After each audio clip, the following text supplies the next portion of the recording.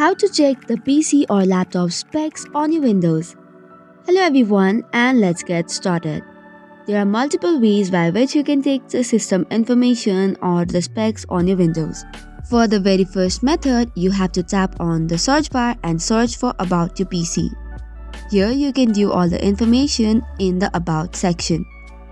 Similarly, for the next method, you just have to click on the search bar again and this time type in System Information.